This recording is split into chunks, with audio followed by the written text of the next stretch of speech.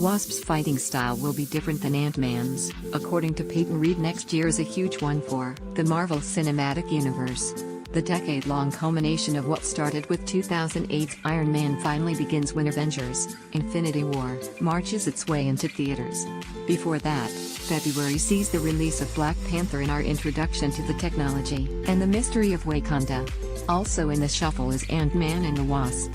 The sequel to 2015's Ant-Man adds a hero to the title, and the lineup is Evangeline Lilly's The Wasp suits up to take part in battles, big and small. She will bring something new to the table too, with a fighting style that is all her own, according to director Peyton. He recently revealed, this is really her coming out party as a hero. Her power set is fantastic. She and Scott both shrink, but they're the flying, and the fighting style of the Wasp is different from Ant-Man's.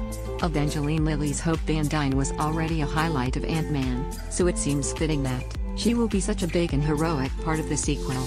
Hope Van Dyne had clearly had training in Ant-Man, and her skills far surpass those of Scott Lang.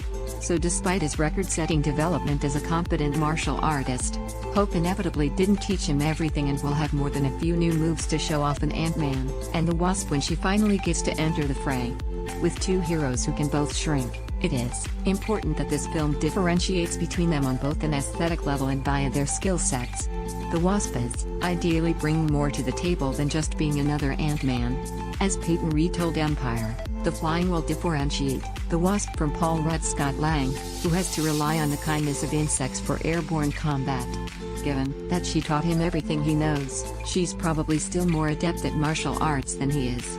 Her physical skills could be more balletic and quicker than how Scott Lang fights. The Wasp is also more intimately familiar with the various functions of the PIM technology. After Ant-Man, we saw Scott Lang test out a new power at the airport battle in Captain America: Civil War when he grew to 50 feet tall. We know that he will have a new suit in this film, and perhaps some new skills, too. It will be interesting to see what powers the Wasp displays in this film. In the comics, in addition to the obvious flight and size manipulation powers, the Wasp can sting via electrical blasts she can shoot out of her hands. The Wasp's unique skills and power set will also make for a more compelling team dynamic, with both her and Scott tackling different aspects of a mission best suited to their abilities.